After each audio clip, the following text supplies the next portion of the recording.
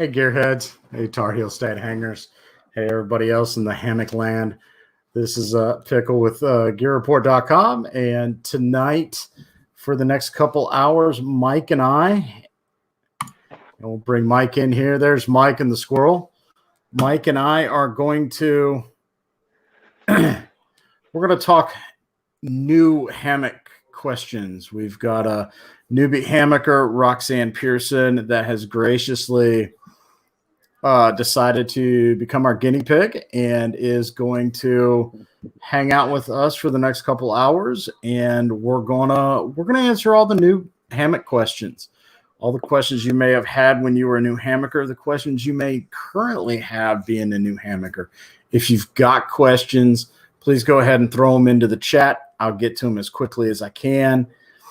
Again, if you like what we're doing, go ahead and hit the like button, hit the subscribe button, hit the bell button, ring the bell so that you can be reminded when we do this next.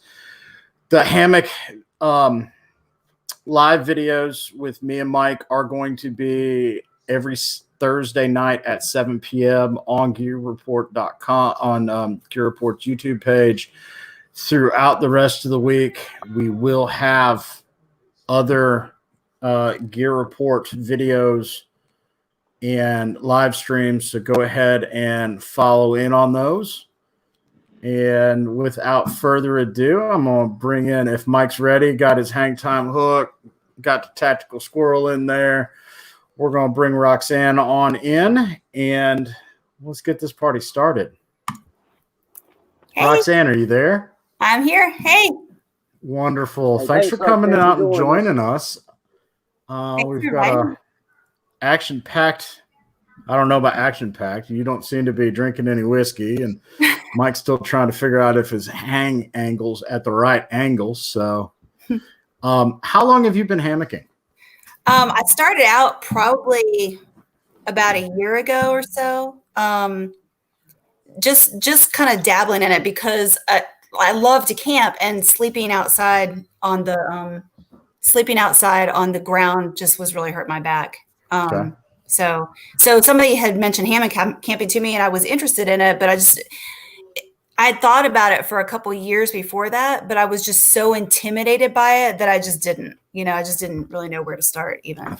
I think that may be about the number one thing that keeps new hammockers from really going full bore into hammock camping is because there are so many different options and terms and bells and whistles and just the whole 9 yards. I mean, we all started there, and to look back in 2020, I started in 2016, so I'm not too many years ahead of you. Okay. But being the computer geek that I am and the research nut that I can be, when I dove headfirst down that rabbit hole and kept going and until I got to where I'm at. So I know, Mike, how long have you been hammocking, Bubba?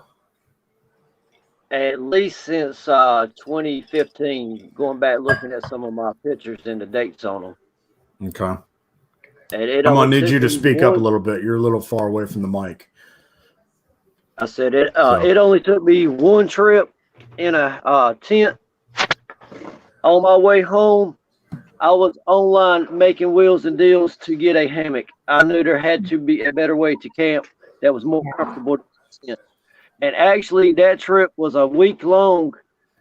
Lows were low 30, upper 20s. I spent about 3 nights out of 6 nights next to the campfire, burning firewood all night long because I was that miserable and cold in my tent. Yep.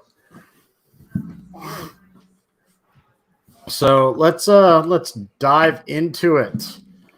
Is there any question? You sent me a list of questions you had to make my life easier, and for that I appreciate. Was there anything that you had burning on your mind to start with, Roxanne? Well, so I started out with just a hammock I'd gotten at Walmart, and then I upgraded, I think, to, well, yeah, I definitely upgraded, but I upgraded to like a different hammock that I'd gotten at REI. Okay. And then went to, now I've got a dream hammock, which I love. I got that as a birthday present. But when I was trying to choose a hammock, like I and I still kind of don't know how long my hammock should be. And one of the hammocks I bought didn't come with carabiners, and so I went to go get carabiners, but then they all say not for climbing, so I wasn't sure if they. I just don't. I'm not really sure what I should be doing when I go purchase a hammock. Gotcha. Okay, so I think we can all accept the fact that we've all have either started out on a Walmart knockoff, Amazon knockoff, or Eno. Yeah. And all three of them are basically the same hammock. Okay. They come under 1,000 different labels. You can, if you know who to talk to, you can pick them up from China for $3 a hammock, and they'll put Roxanne's name on it. Oh, that would be cool. They're all 9.5 foot long. They're great for hanging out around the quad and, talking to the ladies or to the fellas, as the case may be. But when it comes to sleeping all night in them, it's better than sleeping on the ground. Yeah. So no matter what hammock you choose, whether you spend $300-$400 on a Dream or you spend $20 on that Amazon knockoff, you're going to have a better night's sleep in the hammock. Yeah. Now, just like there's levels of cars, there's levels of hammocks. That $20 one that you started off with is probably your Chevette or your Yugo. It'll get you from point A to point B, but there's no style, there's no comfort, there's no bells and whistles, there's no frills. Right. Your dream hammock, I don't know, Mike, more like a Cadillac? I always compare the Amazon special hammocks that you're talking about, China specials, whatever you want to call them, the 3-panel hammocks, and the cottage hammocks out of like Hyper D or Hexon. I always compare them to like bed sheets. Your Amazon hammocks are going to be like the bed sheets you can go to the Dollar General and buy. Your cottage vendor hammocks, they're going to be like your Egyptian cotton 300 thread count Egyptian cotton sheets. There's just a huge difference in the comfort and Jeff always got something funny to say. Jeff always got something to say. Well, there's a little bit of history here. I know Jeff. Yeah.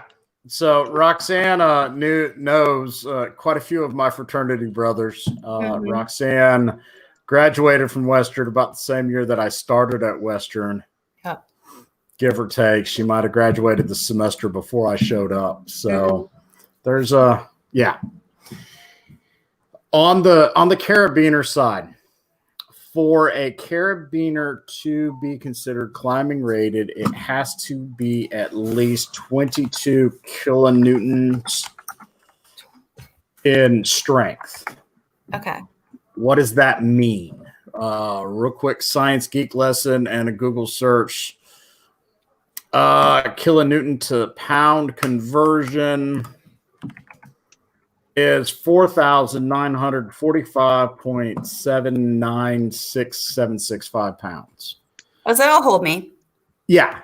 So, and it's not, will it hold me as I'm hanging out in the hammock? It's as I'm climbing up that mountain and my piton breaks and I fall when I reach the end of my rope and splay out in the air, that carabiner has to take all that built up kinetic energy and stop it.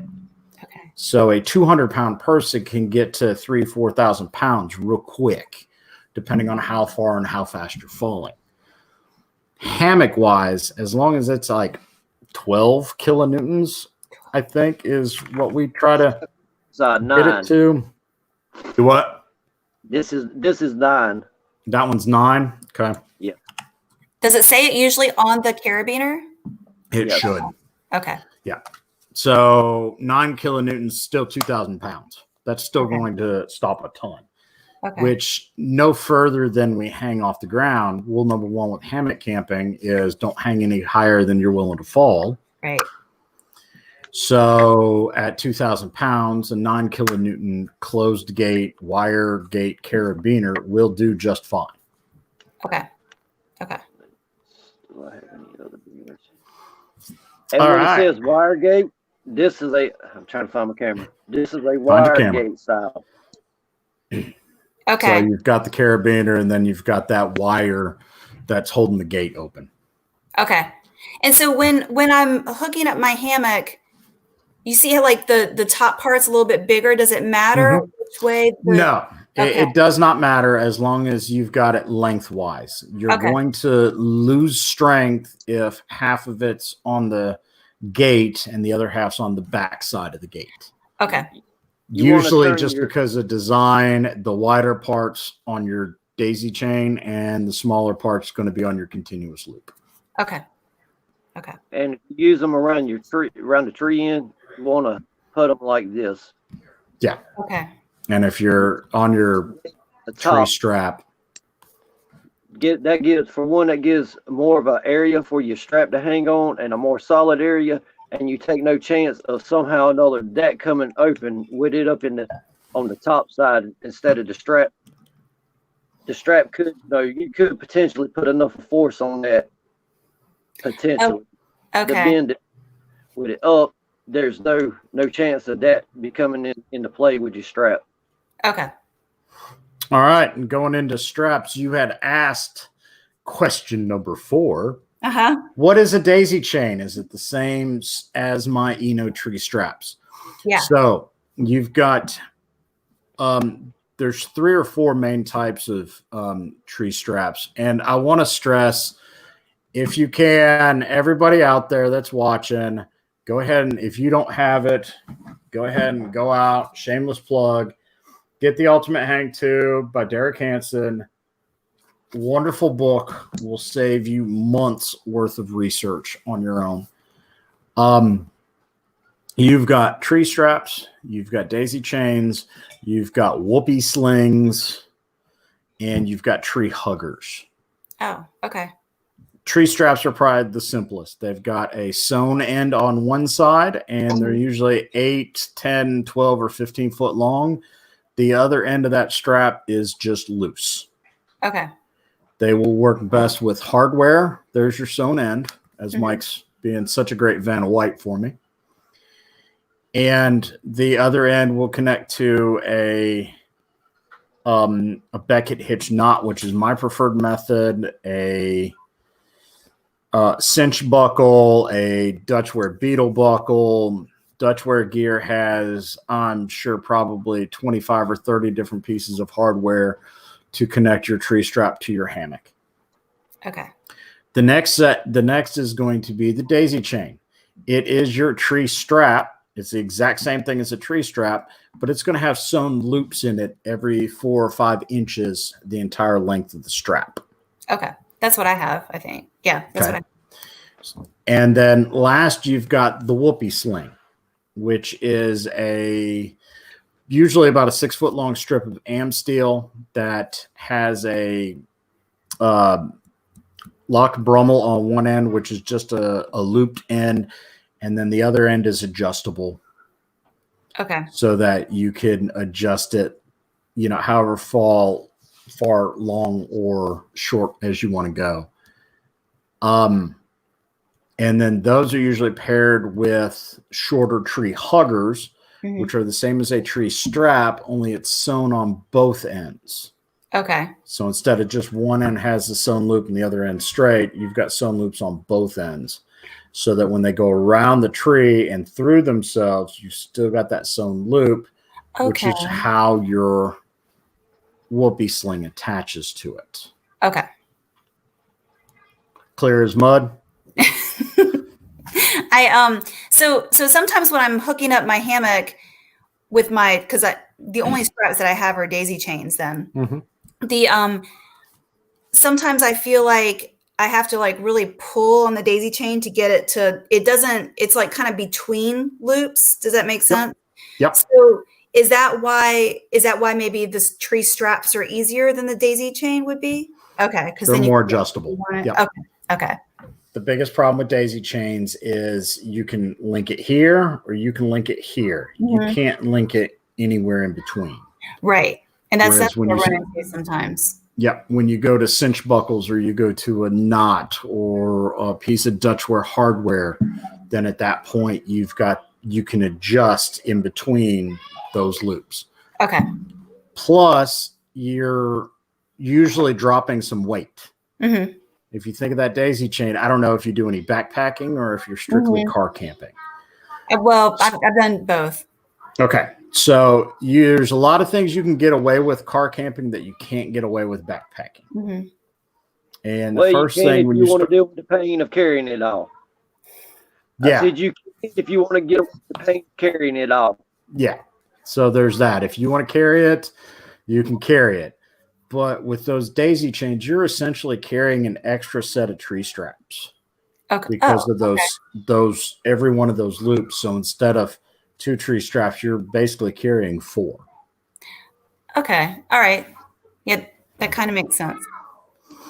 So you'd also ask, what's wrong with just a regular blue tarp as a hammock tarp?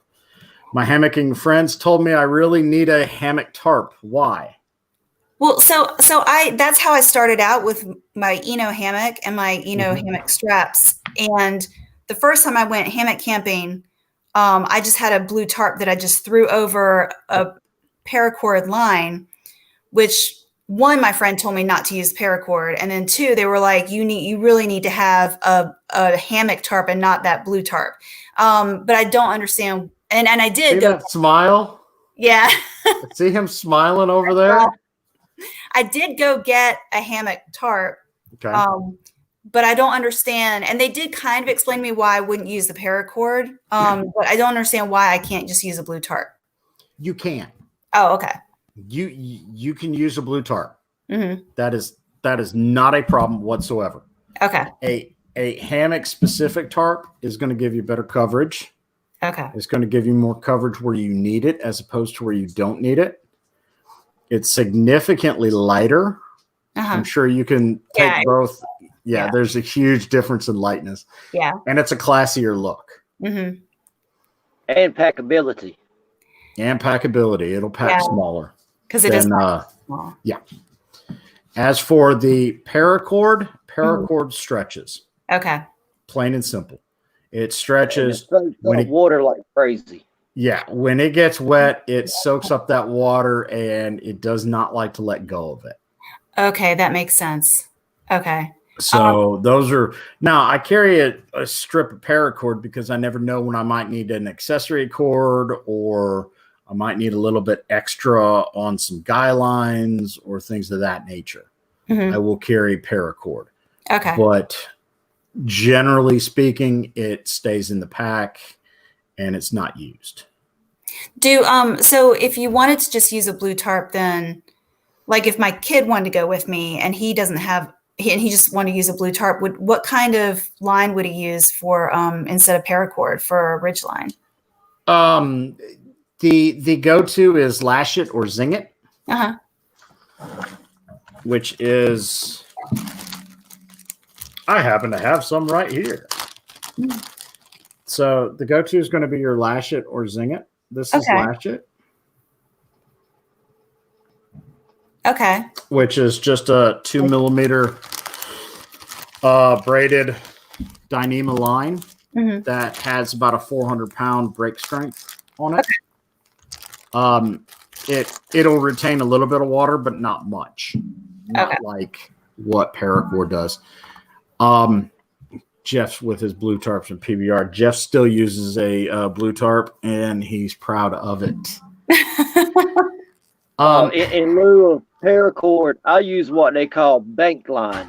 You can find it in like Walmart or fish and tackle shops.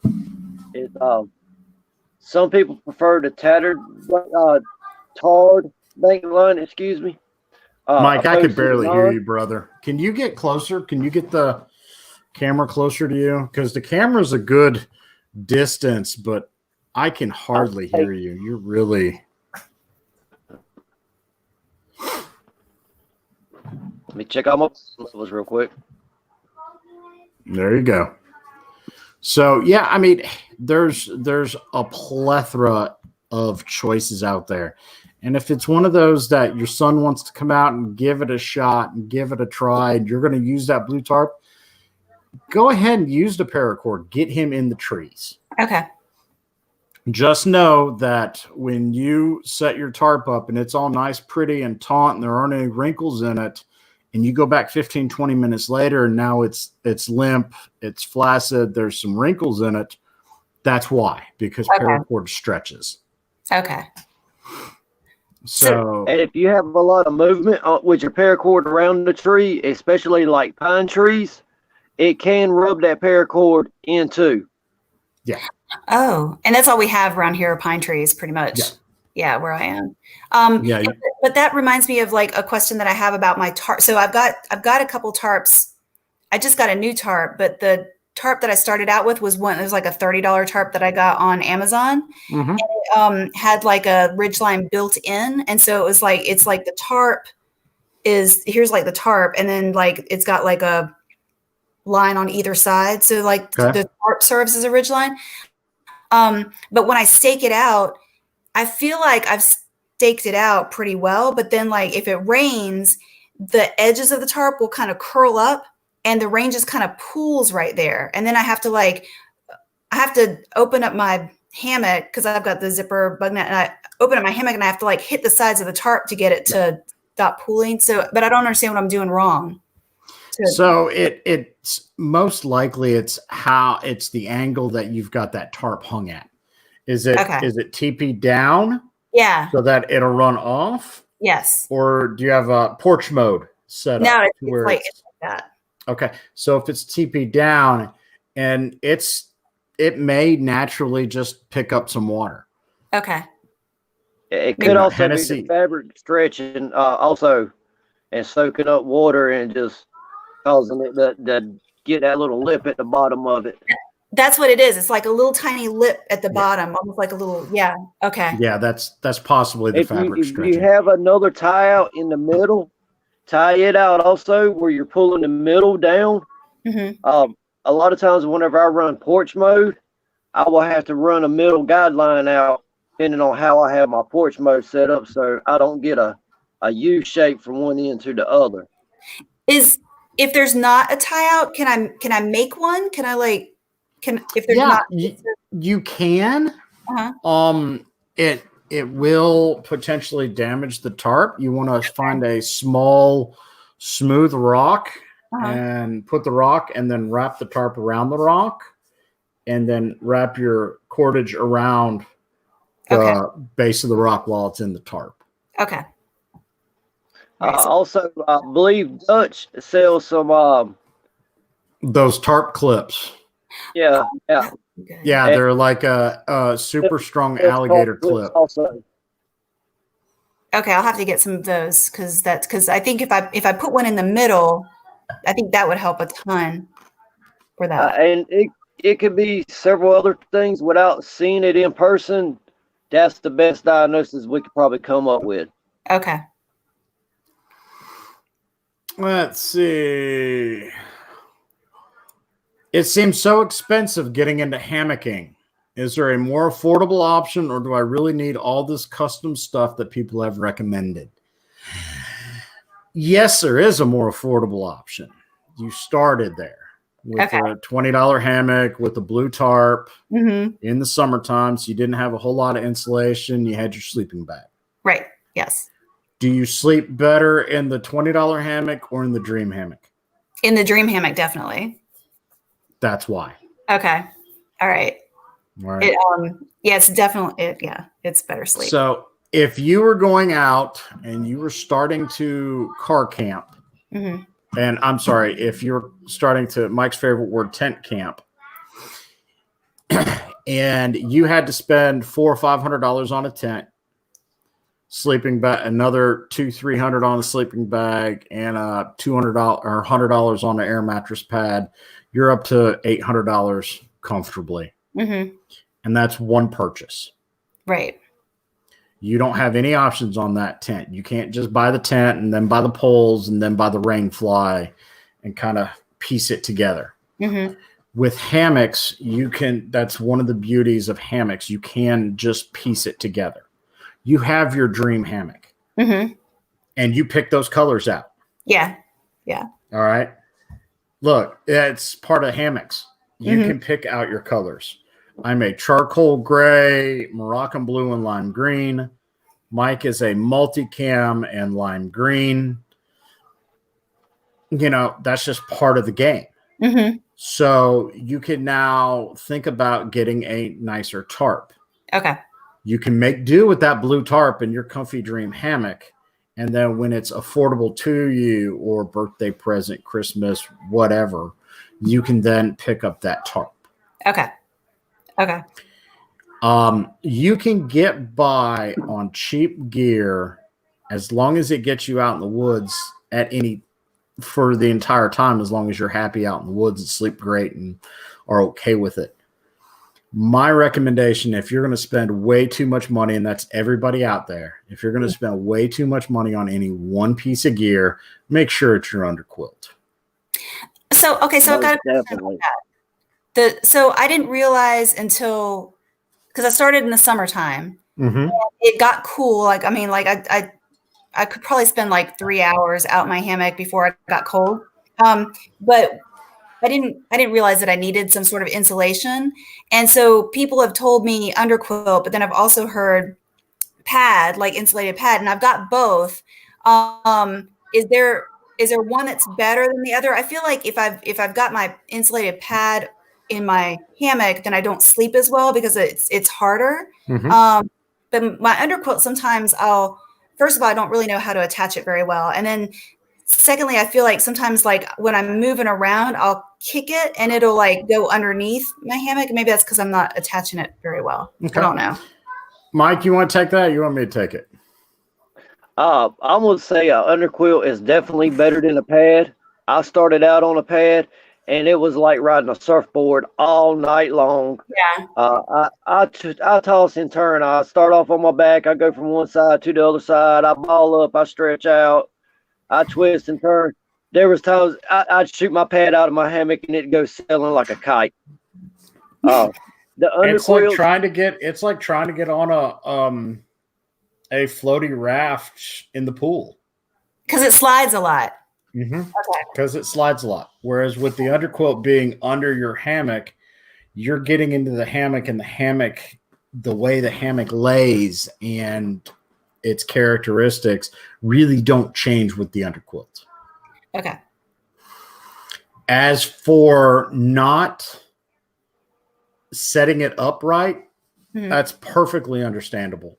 I've been doing this for 4 years. The hardest thing to do in the hammock world is dial in an underquilt without help of somebody else. Okay.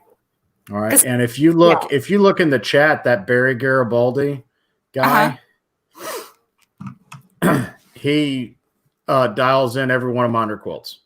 I get an underquilt. Inevitably, the next time Barry's there, he comes over. I climb in the hammock. I get comfy, and he goes around the hammock to make sure that all my lines are tightened and everything's right. And then once it's dialed in, I leave it alone. So, but when you pack it up, wouldn't it are you able, what do you mean by dialed in? Okay. So you've got a bunch of shot cords. You've got shot cords running to each of your gathered ends, and then you've got one running side by side. Uh-huh. So you've got your primary suspension. Some of them have a secondary suspension, and then you have the side-by-side suspension. So when I'm laying in it and Mike's showing all those suspensions, and there's a lot of shot cord running this way and that way and the other way. Okay. While I'm in it, let's see. Nope, that's me. I just didn't want to do me. I want to do Mike. Okay. While I'm in the hammock, they'll go around and tighten up those shot cords so that there's not any air holes to where you can see through the underquilt. And once that's all tightened up, then at that point, I've just got the 2 carabiners that are clipping it to my continuous loops on the head and the foot end of the hammock. I just unclip those. don't touch the shock cords ever again, stuff it in my pack, stuff it in my car, and go on about my business. Okay. So I need to get a new underquilt, I guess. Okay. Because mine doesn't have all of that stuff that you were showing. It's got like one shock cord for either end and two of those little toggle things for either end. And then because my underquilt is also like a sleeping bag. I guess you could use it as one of those, or like a mummy pod or whatever. Okay. And then it doesn't have carabiners that clip to the bridge line. It just has where you just use the shock cord. So I have to take the shock cord off every single time that I want to take my underquilt off.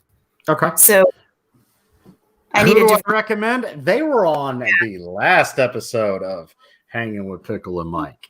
So Cedar Ridge Outdoors, Jacks Are Better, some of the best underquilt makers in the business. We've got another one in the chat right now. John Rammel is with Trailheads. John is one of the up-and-comers in this industry. Right now, he's not sewing anything for the hammock industry because he's put all his little sewing seamstress magic makers, a.k.a. him and his wife, and they're sewing masks for the COVID-19 epidemic going on. And by the way, folks, if you're out there in hammock land listening, they're donating. Every one of them. They're not charging anybody anything. They're not asking for fees. They are flat donating their time, their energy, their materials. Okay. Off the plug. There you go, John. There's your plug. Go back to sewing something. Do you want me to answer the question about what kind of underquilt that I have? Yeah, sure. It's Outdoor Vitals, and that was like right at the very beginning when I realized I needed an underquilt, and I thought that getting something that would be, because they advertise it's a 5-in-1 type deal where it's like a sleeping bag or whatever, and so but just talking to other people, I mean, I guess some people love that brand and some people don't, and so I've heard just mixed reviews, and I've got an Outdoor Vitals sleeping bag upstairs. Did a review on it. It's a great little sleeping bag. I'm never going to use my underquilt for anything but an underquilt. Okay. Unless I have to go to ground. And if I have to go to ground, it's still going to be used as an underquilt. Okay. So it's still going to help keep me warm after. And Sean's right. You can always tie knots in it once it's dialed in. There's umpty different ways that we can get you dialed in on that underquilt. So don't fret that. We'll get you out in the woods and we'll get that. That's something that really needs to be hands-on. Okay. Roxanne, what area are you in? She's in Wilmington. Wilmington, yeah. Wilmington? Mm-hmm. I know we have a few hangers, members of Tar Heel State Hangers that's down that way. Isn't Groundhog down that way? Set something up where you can somebody can meet you in person and help you get your quilt dialed in. Okay, that's a good idea. I know a guy down in Wilmington that I won't let anywhere near her. His name's Buckley. Buckley's all right. Let's see. What is seam sealing? Do I really need that? Because I thought my tarp was already waterproof. Yeah. So if you look at your tarp, over your head, there's a seam. Okay. In most cases. Mm-hmm. That they take two separate pieces of fabric, put them together, and then where my fingers are is the seam. Okay. Technically, when most of them do it, they use a French felled seam. So they'll fold the tarp and then fold it up so that it kind of does this. Mm-hmm. And then sew a piece of grosgrain across the top. Okay. It makes it stronger and makes it that much less likely that water is going to drip through. So in that case, it's really not necessary to seam seal it. Mm-hmm. But you're not going to know whether you needed to seam seal it until it's the middle of the night. You're in a rainstorm. You're trying to enjoy the rain on your tarp and sleep. And inevitably you get that drop of water in your forehead. Yeah. Yeah. So If a company offers to seam seal a tarp, I let them seam seal a tarp. Okay. Okay. No questions asked. I pay that extra $10, $15 and let them seam seal it. So speaking of tarp, so I did after I started having the issue with my tarp getting water pooled up for my birthday. Yeah, it was for my birthday. I got a fancier tarp. But when I was ordering that tarp, there were so many questions. It was kind of like when I was ordering my hammock. It took me a while to finally order it because I didn't know what I was looking at. So there was stuff it was, did I want something that was like sil poly or sil nylon or Dyneema? I don't know what I need. And then, what's the difference between a hanger tarp and a winter dream tarp? And there were just all of these options, and that was very overwhelming. And yeah, UGQ's website isn't the easiest to navigate. No, it's not. And don't think I'm truly bad because there's my UGQ tarp. So, Mike, go ahead and answer the sil poly, sil nylon DCF question. Okay. That's one of the parts of becoming new to hammocking is the language and what the fabrics are. And whenever I first got into it and I learned about other than just, like I said, I got a hammock. I started there. I camped like that for a year before I knew anything about hammock camping. I didn't know anything about cottage vendors, and the language was like listening to German. I was completely lost at what everybody was talking about. The fabrics, though, after a while of studying them, you'll get to where you know them. You can almost recognize them from across the yard, and whether they're sil poly, sil nylon, hex, hyper D, for examples. And also the price. If you once you get to looking at them, you'll start noticing that the price varies. And with the DCF, it's a huge jump in price. Yeah. But it's also a huge jump in weight reduction. Less weight on that. You generally want to stick to sil poly. It's not going to stretch as much as sil nylon or soak up as much water. It's like the middle ground between sil nylon and DCF. So as far as weight and cost, and most of your hammocks that are on the market from your cottage vendors nowadays, I want to say, are sil poly. Yeah. Okay. I think that's what I ended up going with because it was kind of like I'll just pick the one in the middle because, yeah. But then also there was some what did the numbers mean for tarps too? So there was greater than 2,000 mm's. I don't know what that means. Is that good or is that something that is your hydrostatic rating? Okay. So the higher the hydrostatic rating, the more water it's going to repel, and less chance the water is then going to saturate the fabric, start to soak in, and then start to permeate the fabric. Okay. All right. So the higher it is, the better it is? The higher it is, the better it is. Okay. Simply put, you start with sil nylon. Sil nylon's a great starter fabric. That's probably what your first tarp was sil nylon. I think probably, yeah. Drawbacks is it's got a lower hydrostatic rating, so it does soak up more water, which means that next morning when you go to pack it up, it's going to be wet longer. It's going to be heavier. Okay. It also will stretch after you set it up. And that stretch is like half hour. Okay. So that's 45 minutes. On it. Okay. So I lean towards sil poly. It doesn't have the stretch. It doesn't soak up nearly as much water, so it's not as heavy. You can almost watch it dry. Okay. And then you make that jump to DCF, which is inherently waterproof. There ain't no water getting through that fabric. Period. Okay. All right. But it doesn't compress as much as sil poly because it is waterproof. It is much more expensive. Try almost 2 times as much. Oh, wow. Okay. And you've also got it's for the most part, translucent. You can see through it. So when you're in that tarp and sunrise breaks, you're going to catch every ray of light through that tarp you've got. Okay. When you go to changing clothes, you're going to catch every shadow and whatnot, because it's not clear. I mean, you can't straight see through it, but it will be somewhat translucent. Okay.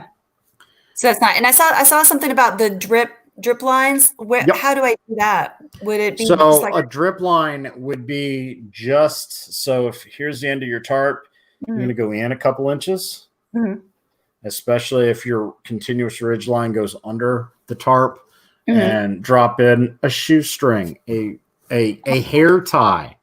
Okay. You got little elastic hair ties. Yeah, so it doesn't have to be something Tie fancy. one now. It doesn't have to be something fancy. I know Eno wants you to spend $20 on their drip lines, but it's essentially a elastic scrunchy hair tie that you tie into a knot. Okay. And all it is so that the water runs, when the water runs down that line, it's going to hit that scrunchie and break off and then drip. Okay. Is that, Mike, is that what you're showing? Yes, I actually have some hair ties on this ridge line. Okay. All right, cool. And then what, like, I was going to go to I do a lot of stuff with scouts, and we were going to do, before all of this stuff happened, we were going to do like a big camp out in one of the parks here. And then they, of course, canceled it. But before we decided to do that, I asked if I could set up my hammock, and they told me no, because it would destroy the trees. And then also I have friends who, and I don't understand why it would destroy the trees, but I also have friends that are kind of shocked that I do hammock camping because it hurts trees, and I don't understand why they think that. Okay, the nutrients from a tree. If you think of your arm, and remember as a kid, you'd give your sister or your brother that Indian rope burn. Yeah, where you just twist real tight. All the nutrients running up and down the tree trunk are just inside the skin, or just inside the bark, in the cambric layer. And somebody's gonna flame me for that, but they're not in the center of the tree. They're just between the bark and the actual wood of the tree. Okay. So the smaller diameter rope or strap that you have around the tree, the more it's going to constrict that tree. And just like with my bracelets, the more it digs in and cuts off the circulation. Okay. Universally acceptable is a 1-inch strap. Okay. Even better is a 2-inch strap. If Mike sees you wrapping a rope around a tree, he will probably cut the rope in half to where you can't use it, and then hand you a set of straps. Okay. Do you think that people think that I'm using a rope? Is that like that would be my guess. Okay.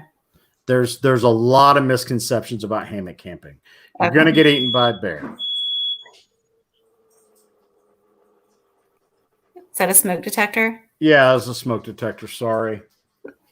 You're going to get eaten by a bear. You're going to get set off by a smoke detector. You're going to... And my dogs are not happy. You're going to die. You're going to freeze. You're going to get wet. There's so many misconceptions. And one of them is that you're going to kill the trees. And as long as you're trying to hang at that 30-degree angle, which that is the perfect 30-degree angle, as your hammock straps come down, make a classic finger gun and run that strap. Yeah, that's it. Okay. That's more or less your 30-degree angle. Okay. And then once that's down, and Mike's got those 1-inch straps.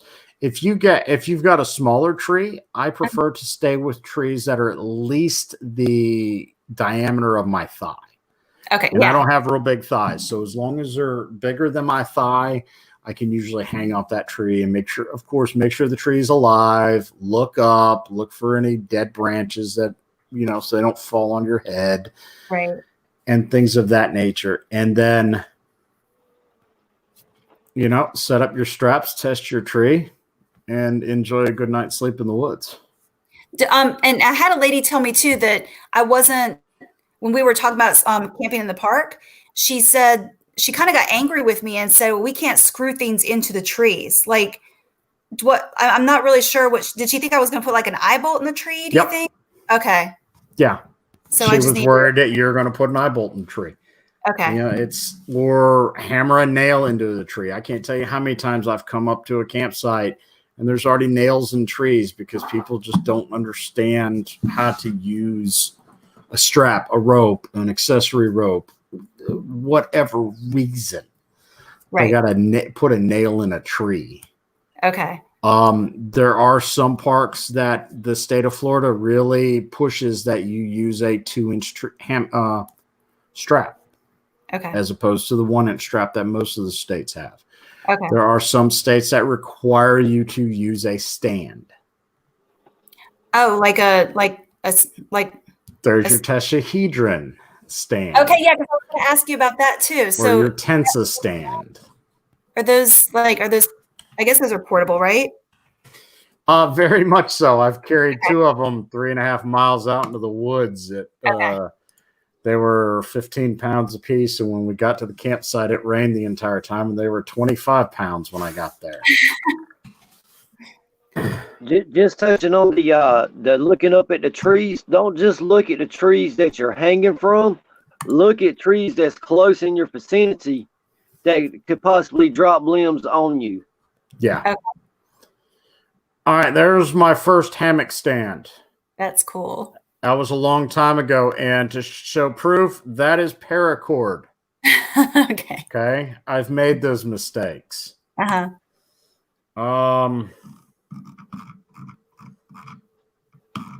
Let's see.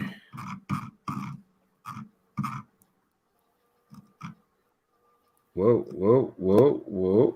There we go. Okay.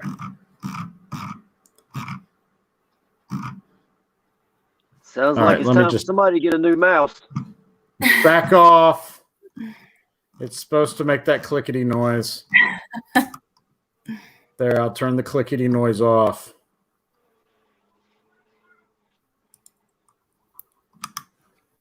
All right, I'll bring it back up. That's the tensa stand, tetrahedron stand. Okay, because somebody was telling me that was another concern that I had. What if I go camping somewhere and I get there and there's no trees, or that they've got a rule for like no hammock, you can't use a hammock? What do I do then? Because I would think, most of the time I do check, but what if I go somewhere and there's just not? So what I would use something like that's 12 pounds. That's about 15 pounds dry. Mm-hmm. I keep that in my Jeep. Okay. It's about $350. Mm-hmm.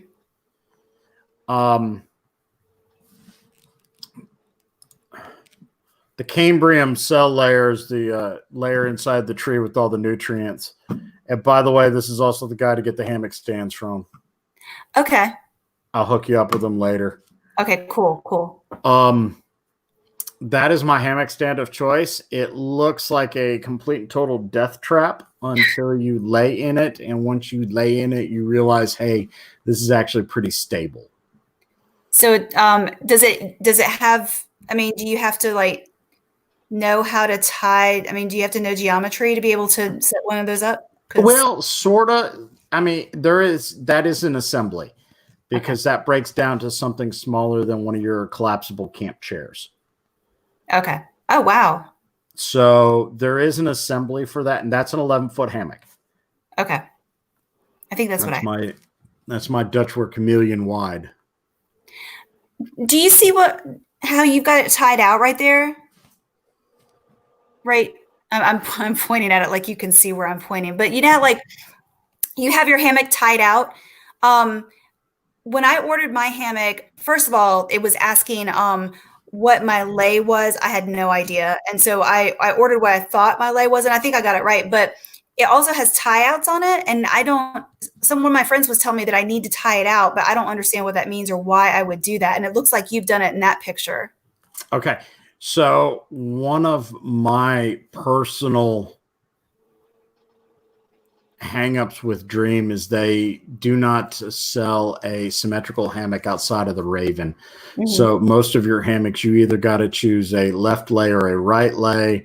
To me, it's counterintuitive because your head right and your feet left are in a left lay and the opposite for the right lay. Mm-hmm. So you can only lay in that one way. With my Chameleon, I didn't have to make that decision. I can make that decision on a nightly basis. That's nice. Okay.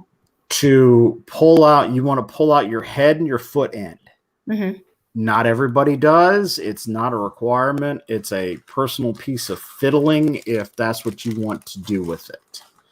What does it give you? It gives you the ability to get that bug net off your face. Okay. And it helps kind of point your feet in the direction of that perfect angle.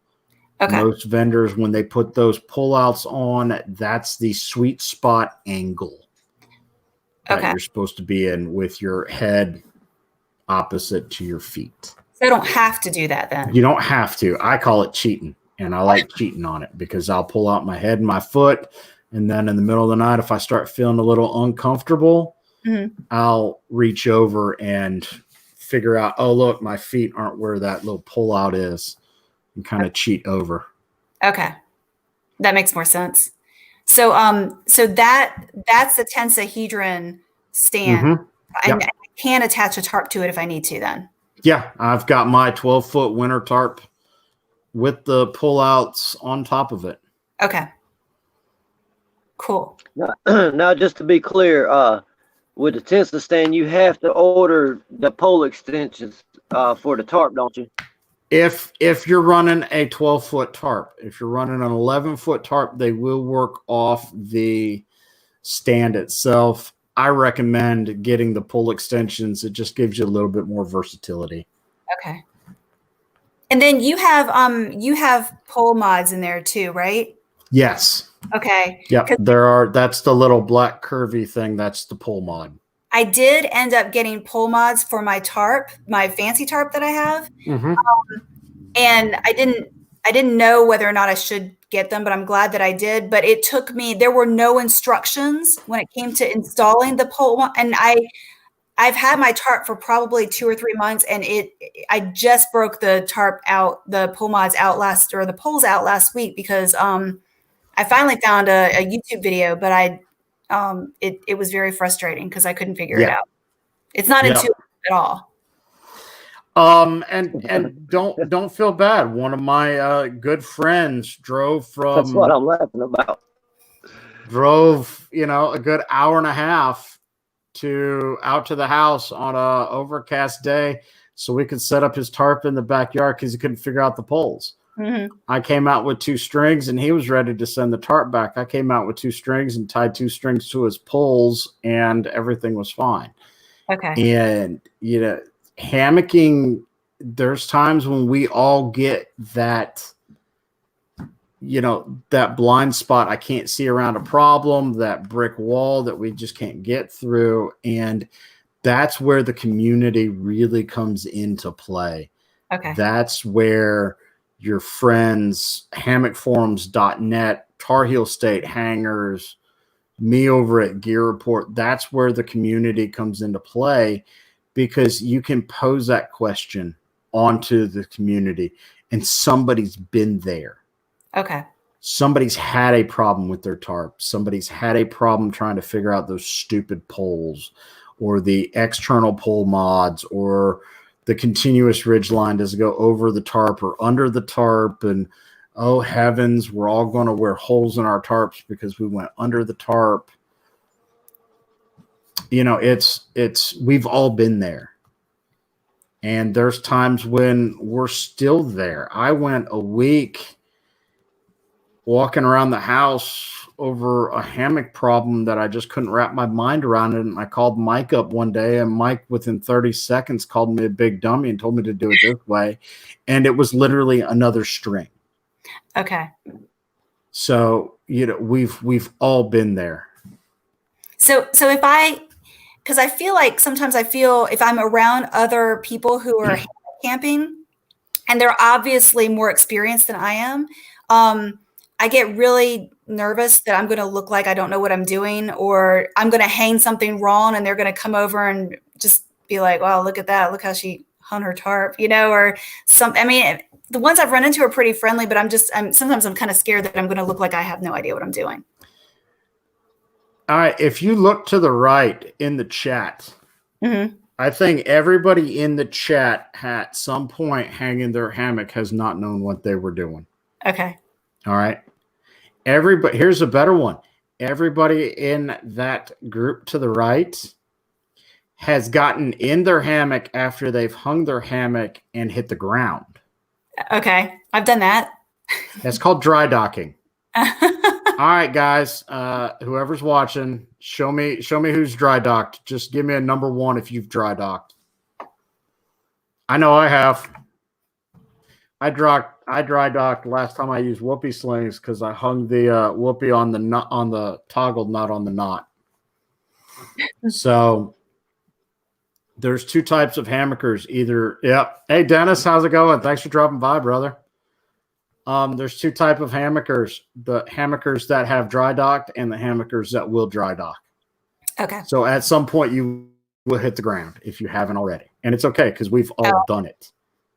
I've done it. I just didn't do it in front of other people, which I was glad. That's okay. That's okay. Yeah, if you've got a problem or I know I'm not doing it quite right, ask somebody. Okay. Because it's not intuitive. It never comes with instructions.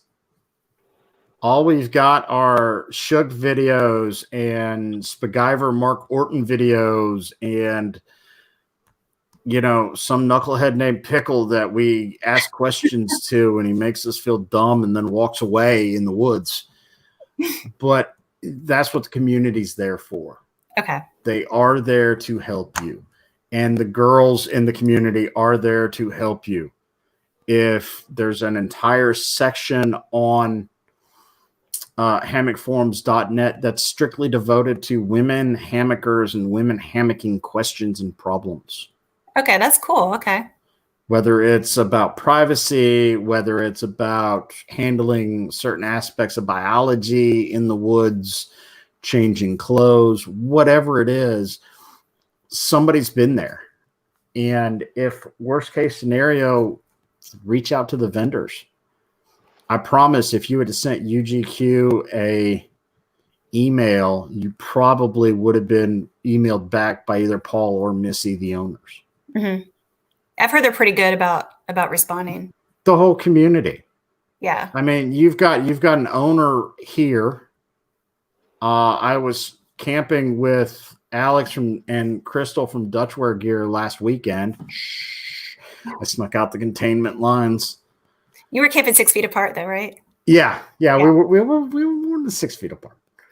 But you will talk to the owners. You will meet the owners and the vendors, and they're here to help because most hammock camping cottage vendors actually use their gear.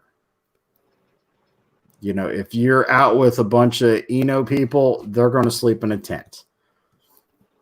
They're going to hang out in their hammock, tell you how great it is, but then they're going to go back to their big Agnes tents and they're going to sleep in their tents. One of the things that, because I've ordered from 2 cottage vendors with my tarp and my hammock, and I did reach out to UGQ and ask them a few questions, and Dream Hammock and ask them a few questions when I was ordering, because I was really super confused. And that's one of the things that I appreciated between them and going into like REI or Sportsman's Warehouse or something like that, someplace like that, to ask them hammock questions. Because when I went to REI to get my first hammock, I just felt like they were, nothing against REI, but I just felt like the person I was talking to did not know anything about hammocks and couldn't. No, that's REI. Okay. And so I really did appreciate, I just had such a much better experience working with the cottage vendors that I'd ordered from. So and that's definitely something that I'll continue to do.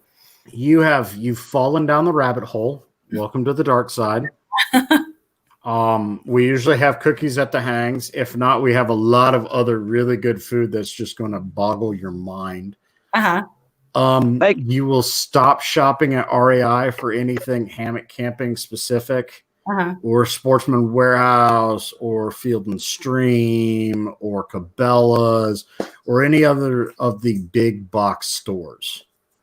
You're going to, now that you've bought a Dream and see how much better it is than the big box hammock, now that you've bought UGQ and see how much better it is than the big box tarp, just wait till you start dealing with the quilt vendors and start spending, 2-3 weeks salary on a bunch of feathers and fabrics. And I don't know why my smoke detectors are going off. I think I might have dead batteries. But, now that you've fallen down that rabbit hole, you're not going to buy for the big box guys anymore. You're going to buy from a mom and pop that's literally sewing it in their basement. Yeah. And it was cool because I could see my tarp being made. Well, that was pretty cool. And I took screenshots of my tarp being made. So that was neat. Yeah. Yep. And Barry's right. The higher your REI dividend, the higher your pack weight. Okay.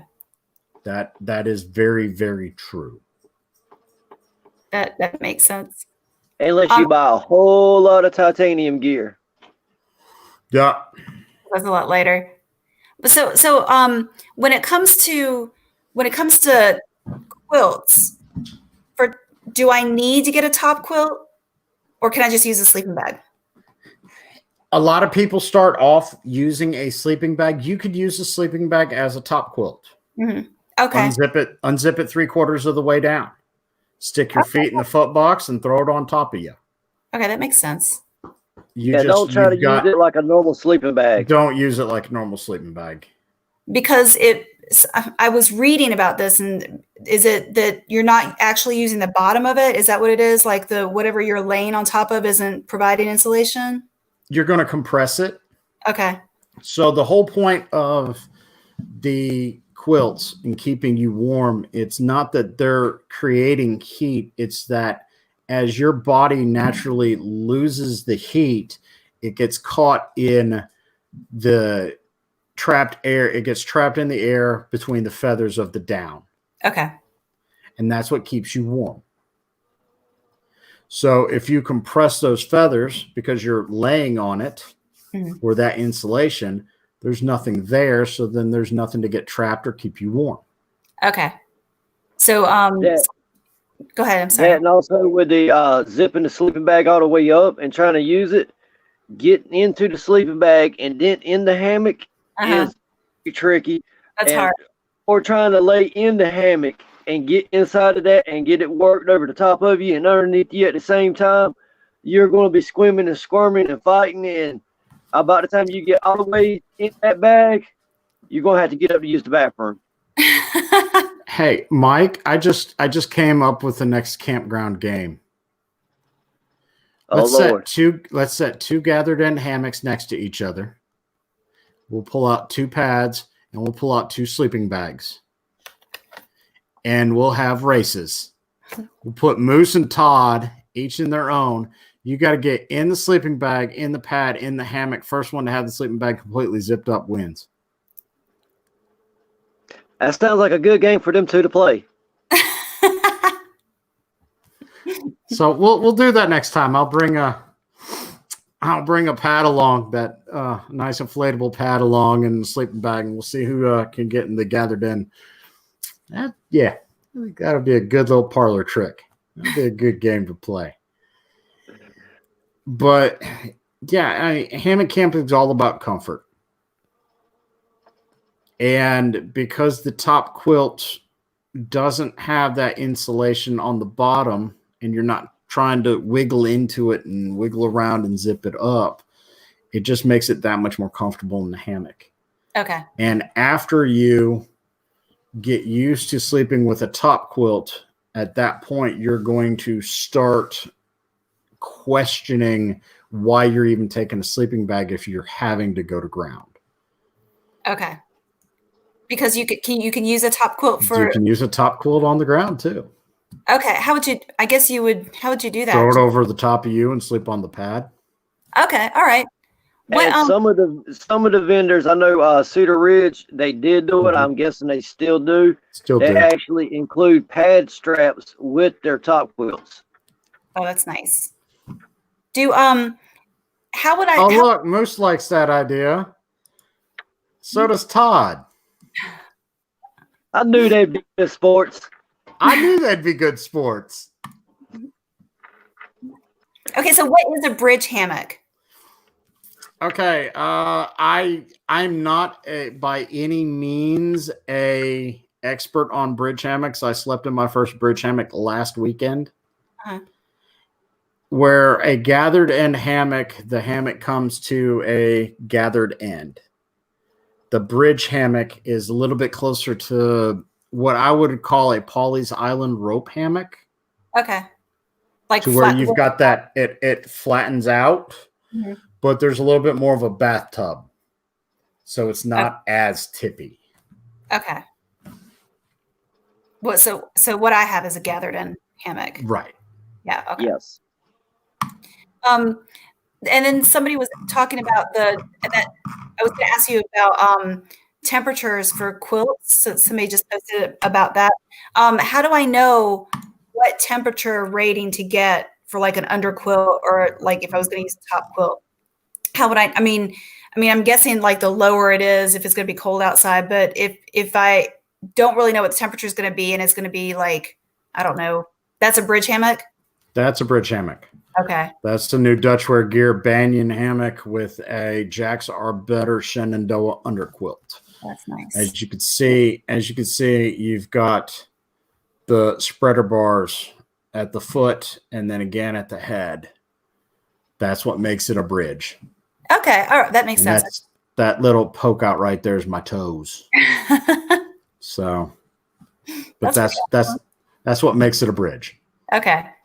With the quilts, I always say to go at least 10 degrees colder than the coldest temperature that you ever plan on camping in. Okay. I recommend either a 20-degree underquilt or a 0-degree underquilt. You can run the same underquilt all year long. Okay. If it does get a little too warm for you, that's when you can start adjusting your quilts and doing what they call venting the quilt. You just let it hang looser where it's not as pulled up against the hammock as tight as what it would be if you were trying to keep it warm. Okay. So, it'll still block the wind off. And John had a really good point on that comfort versus survival rating on your temps. Okay, I'll hit that in a second, or we'll get to that in a second. Another thing you want to look at on your quilts is the fill power. Mm-hmm. You have different fill powers like 8, 850, 9. And when I say 8 and 9, I mean not 800, 900, and 950. Fill power is your typical fill powers for quilts. The lower the number, the more down it's going to take to achieve, say, a 20-degree rating. It'll take this much more of 850 than it would 900 down to reach that 20-degree rating. Okay, so the higher the rating, is it lighter then? Yes. Okay. Yes, the higher the fill power rating, the lighter the quilt will be, being that they use the same shell fabric. Okay, that makes sense. Okay, because that was a huge question that I had too, because I don't know what kind of fill power to choose either.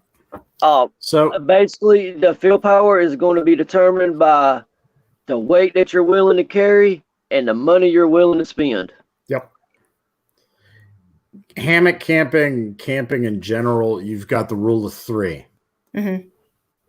Price, weight, ease of use. Okay. Cheap, light, and easy. Pick 2. If you want it low priced and you want it light, it's not going to be real easy to use. Mm-hmm. If you want it to be real easy to use and real light, it's not going to be real cheap. and so on and so forth. So there's always going to be give and takes. Okay. That makes sense.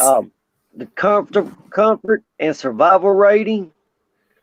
If it's a survival rated 20 degrees, that means it's going to keep you alive for about 4 hours of sleep. Whereas if it's a comfort rating at 20 degrees, at 20 degrees, you're going to be comfortable at 20 degrees 4, 5, 6, 7, 8, 10, 12 hours, however long you choose to be in that hammock in that temperature. So you want to go with the comfort rating and not correct. And a comfort rating is a more accurate rating than the survival rating. Okay. A lot of companies will just throw a 40-degree survival rating on their gear. It will keep you alive. You will survive at 40 degrees, but it's going to suck. Okay. Like those Costco down throws. I've got 2 of those. Yeah. Really? Yeah. They ain't worth a squat below 50. Right. Yeah, because I won't take one past 55. Okay. And I don't care how you doctor it up, how you put a funny little name on it, whether or not you sew in some reflective material on it, or how you spin it. It will not keep you comfortably warm below 50 degrees. So if I have, like, my underquilt that I use right now is, I think it's rated as at 30 degrees. Okay. I've camped at 25 degrees and I'm cold, like freezing cold. All right. Who made your underquilt? That's the Outdoor Vitals? Yeah. Okay. I believe, I'd have to double check, but I believe theirs is more of a survivable rating as opposed to a comfort rating. Okay. My underquilts are Cedar Ridge Outdoors, which is a 0 comfort rating. Okay. I've been down into the teens with it and sweating. Oh, wow. Okay. Because I don't want to be cold. No. My summer quilt is a 40-degree Jacks Are Better. I've been in it down to 42 degrees. As a matter of fact, that's what I had last weekend. It was at 50 degrees. I was in T-shirt and boxers and perfectly comfortable. Okay.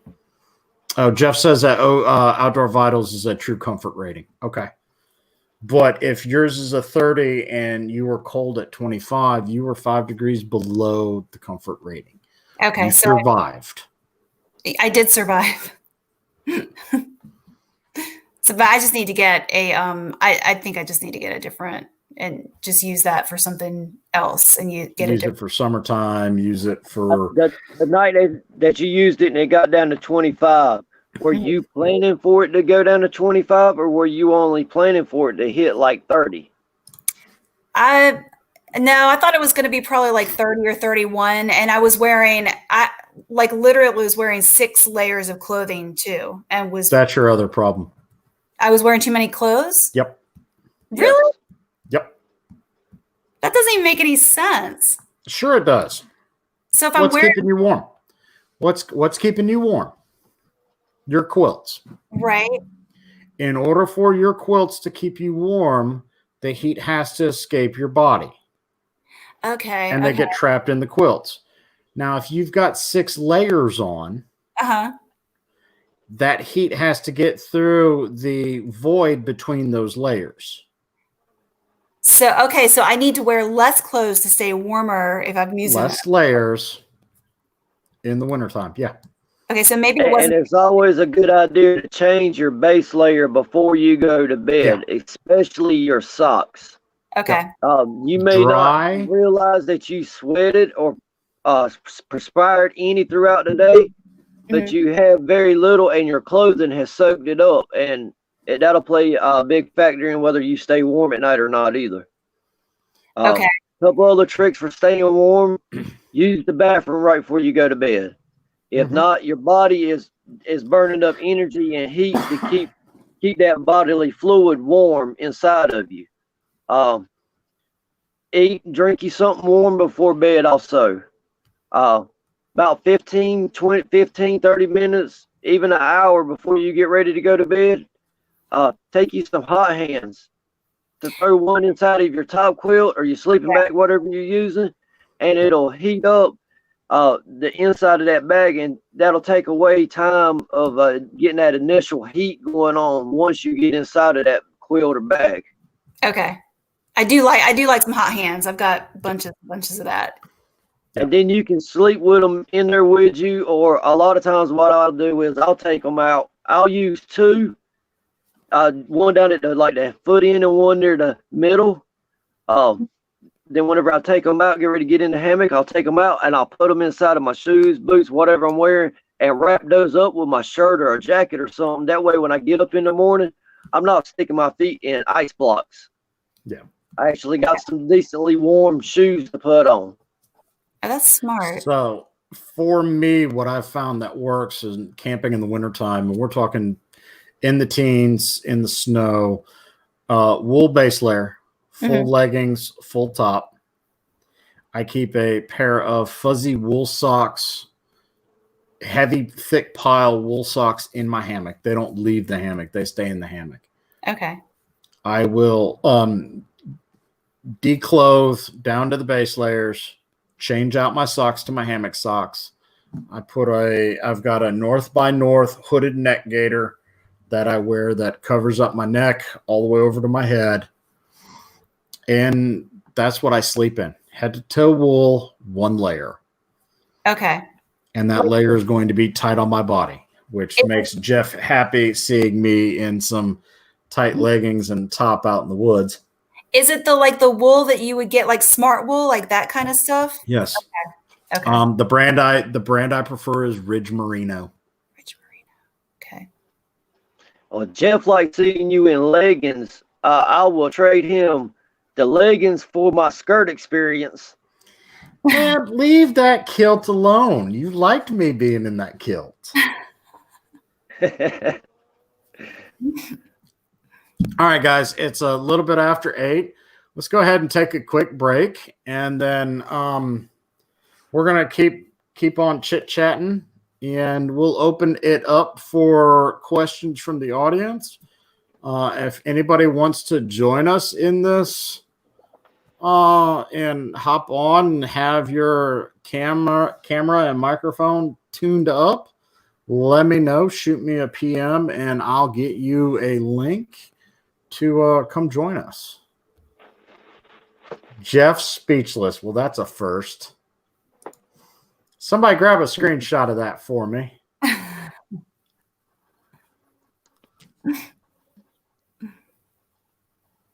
Thank you, Mike.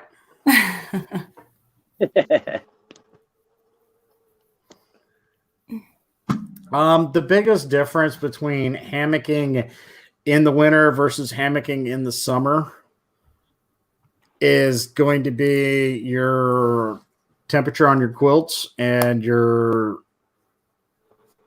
layers of clothing. That's it. The same. You can run the same hammock year round. You can run the same tarp year round. I like keeping a bug net on my. I like keeping a bug net on my hammock year round. Mm-hmm. It gives me a little bit more warmth in the wintertime. And somebody just sent me that screenshot. Thanks, John. It gives me a little bit more warmth in the wintertime, and I'm not as likely to kick my top quilt out of the hammock. Okay, yeah. Just like you can go without a bug net in the summertime if you're not prone to being eaten by mosquitoes. God, I wouldn't even try it. Yeah, mosquitoes love me, so I stay away from that. Yeah. I take my winter tarp with me year round almost, because when I have the doors, I don't need them. But when I don't have the doors, I tend to need them. Because you can use a winter tarp. It's not really only for winter, right? That is correct. It's just a little bit more extra weight. Yeah. That you're carrying. I run a winter tarp year round. Mm-hmm. Mm-hmm. I love mine. And that's what I used last weekend when I was camping in my backyard. But it got pine sap on it. And then I wasn't sure what to do about that. If I Rub should some dirt in it. Okay, just make it not sticky. Yep, make it not sticky. Rub some dirt or maybe some baby powder. Okay. If you've got access to the baby powder, that will kind of draw it up. It's going to be there until it's not there. Either it falls off, you stop looking at it. You're not going to win with pine sap. Okay. It's just so hard. You get like a nice tarp and then it gets like bird poop and pollen. Yep. Yeah. A bird poop's just a little bit of water, a little bit of friction, and it'll go away. Yeah. It's kind of gross, but it'll go away. Okay, so do I need an underquilt protector? Somebody's mentioned that. Underquilt protector, I'd like to get one. I don't have one. Mostly because I have really pretty underquilts that I like to show people my pretty underquilts. Mm. For the wintertime. It will add, I've heard an underquilt protector will add a good 5 to 10 degrees to your quilt. Oh, nice. Okay. I'd lean towards the 5 degree. It's really beneficial if you're in a very humid environment and it's snowing or raining, and as it comes down off your tarp, it splashes back. Right. Okay. So that splashback, or if you wake up in the clouds type scenario, that will keep you warmer. Do either one of you guys like sleep in a hammock in your house? You do, Mike? I've got one.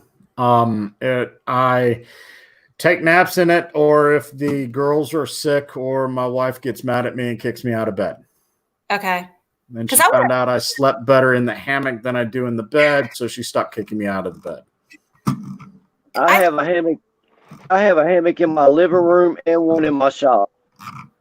I would love to be able to just sleep in a hammock all the time, but my husband doesn't want me to put holes in the walls. So could I use one of those Tensa stands inside my house, or is there a better way to set one inside? Yep. Matter of fact, somebody in this chat has one in his house. Don't you, Mr. Garibaldi? Yeah, Barry keeps one in his living room. Okay. So maybe I'll check one of those out then. Let's see if I can cause some trouble here. And my living room hammock is on a stand. Is it like one of the regulars, not a fold-up stand, but like a regular stand? It's on a Tato stand. Okay. What's a Tato stand? Basically, it has that would be a turtle dog stand. End. That's a retail version of a turtle dog. Okay. So you've got 2 tripods with a pole running across the top. Okay.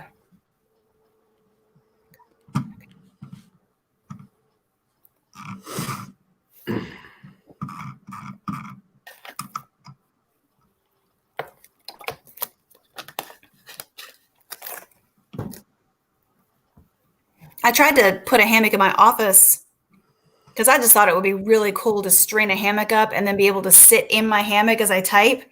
But and I went and started drilling holes in my office walls, but the studs were metal. And so I stopped because I was afraid I would make the office fall down.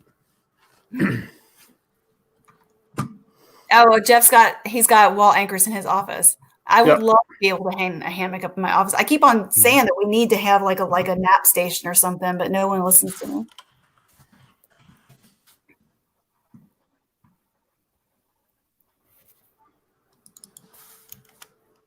See, that's no fair. Y'all can see the comments. I can't.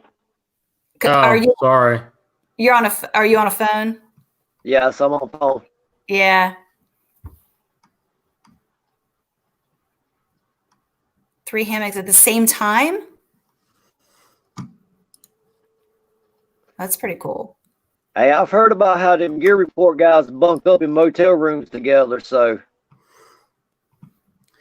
It's gotten a little cozy.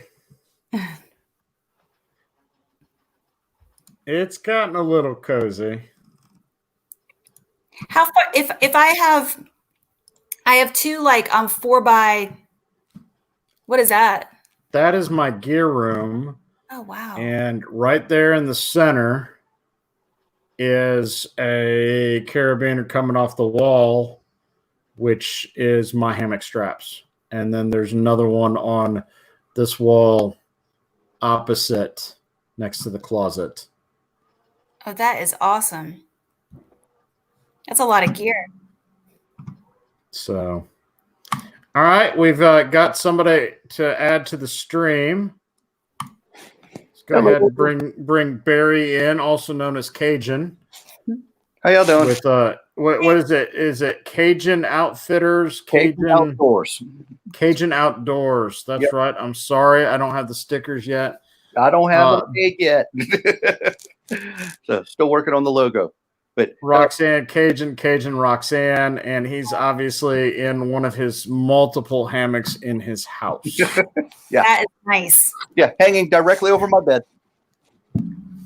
So that's awesome. Yeah, I have to get out of it every now and then whenever the cat decides that, hey, you need company. So I don't even know where he is right now.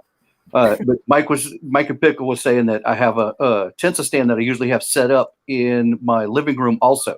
Mm-hmm. Unfortunately, I can't show it to you right now because it's not set up because I had the motorcycle in the living room. Bring the bike in. The bachelor life. Yeah. Work on the bike all night if you need to. Doesn't matter. Nobody to complain.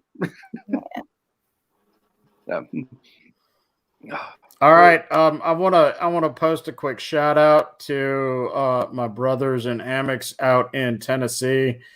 As of 11:59 tonight, Cedar Ridge Outdoors just announced that Tennessee is on a state mandated shutdown. I guess, Barry, that affects you as well. I've been locked in my house for 2 weeks. So yeah, you've been locked in your house for 2 weeks, you darn vampire. Vampire. He's actually picking on that on more than one level, Roxanne. I actually draw blood for a living. Yeah, he's a phlebotomist. A vampire. So okay. That is what I do. Then. Yeah, which is why I've been locked up in the house for 2 weeks because I have no work. So yeah. All right. Any questions from the peanut gallery?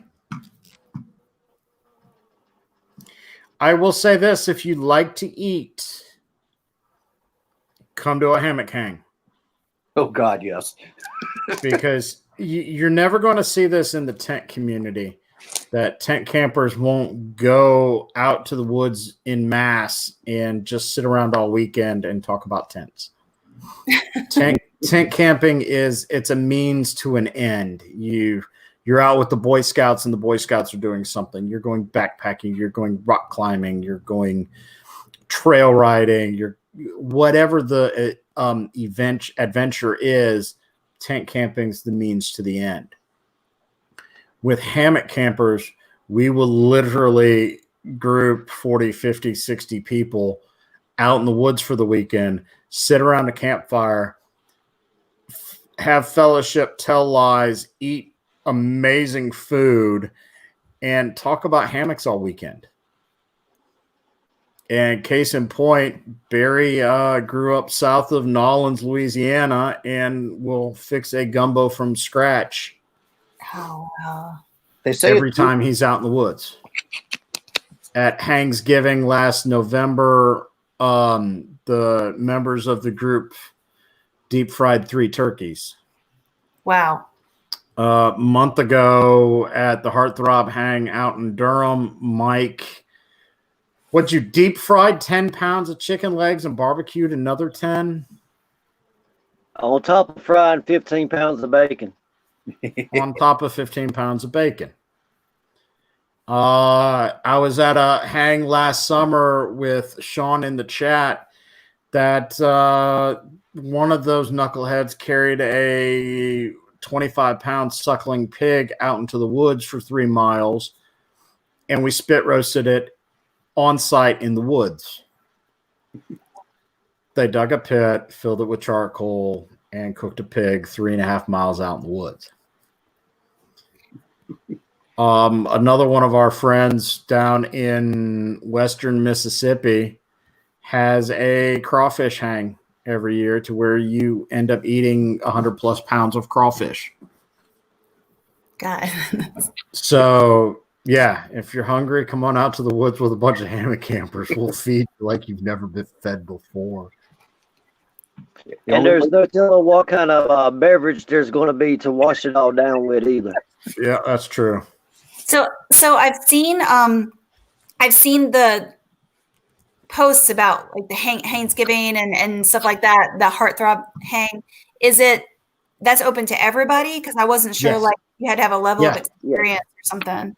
Okay. You just got to show up. Last year, for Thanksgiving, I cleaned out that gear room I showed pictures of earlier, and I brought 9 complete camping rigs to the woods.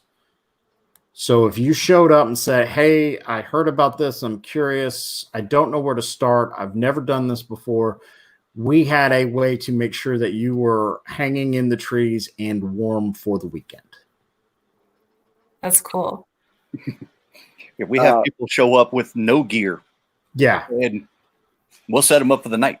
I always have at least one complete setup with me, spare. Yeah. Normally, it's the entire back of my Jeep is full of stuff. I can pack for a week-long camping trip in my ULA backpack. I can't go to a weekend hang without filling up the Jeep. Yep. Same way. Same way. I can go backpacking for an entire weekend in one pack under 15 pounds, but I can't go on a car camping trip and have any room for anybody else in the Jeep but me. And not only us members and people in the community do we have extra gear. Tar Heel State Hangers, we actually have 2 complete loaner rigs now. Okay. Yeah. So if I wanted to bring a friend with me that was brand new to hammock camping, I could just do that. Yeah. That's as difficult as contacting me, Mike, or even Barry before the hang and say, hey, I'm bringing somebody. They don't have any gear. Can you bring some extra? Okay. Sure. Cool. And I rep a few hammock companies. So even if I don't have it here, all I got to do is pick up the phone and I get extra. I've gone the most I've ever had at a hang before. I have brought 16 complete setups. The worst part was I had to set all of it up and then tear all of it back down. But set up 16 different people that had. No, the worst part was I had to drive 12 hours after I helped you take it all down and dry it out. The crawfish hang. That was the one. Yeah, 16 different setups. You weren't complaining that much, though. You enjoyed the crawfish, though. Oh, that was good crawfish. I'm not gonna lie. For North Mississippi, that was some good crawfish. Good. So I keep some, like my very first, my Eno hammock that I have.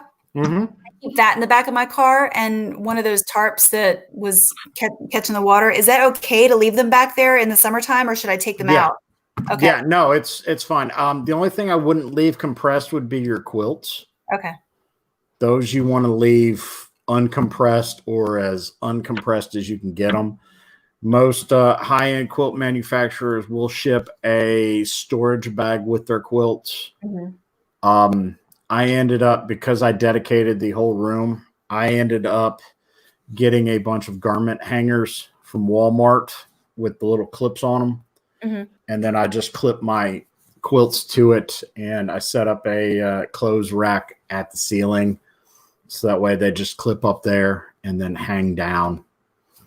Okay. And just hang loose. I keep a hammock on the bike in one of the saddlebags. I keep a hammock in the Jeep. I work out of the country a lot. I bring one with me in my day pack that I use when I'm working out of the country because you never know. We broke down in the jungle one time in Santo Domingo, and we had to wait 5 hours for a car. It was me and 2 other guys. The other guys were both over 6 foot tall, over 250 pounds, in a little economy rental car. I got the hammock out, strung it up between 2 trees to wake me up when they get here. I'm sure they're really jealous. They were kind of pissed, actually. I keep one in the Jeep. I've got a hammock chair that I keep in my backpack at the office.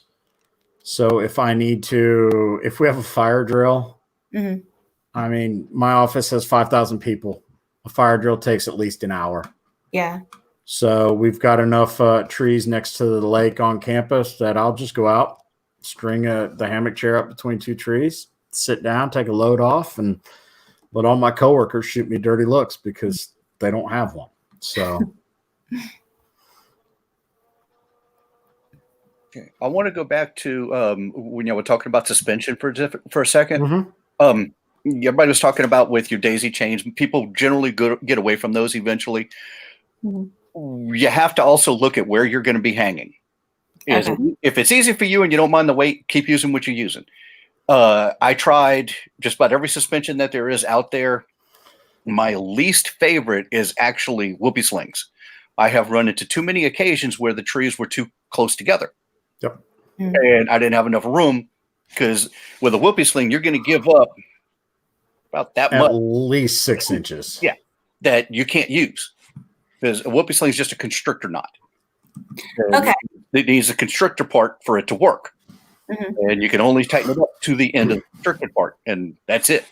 So I got away from those. I use daisy chains. I use cinch buckles. There's 50 million different types of cinch buckles. But I've used a bunch of them. Pickl's getting me more and more towards using just knots. It's the only hardware that I actually use right now is on my suspension, just the cinch buckle. Everything else, no hardware at all. Okay. And knots are not that hard, well, except for the one you tried to show us at the last hang, Pickl. But I do love knots. Like I'm all about knots.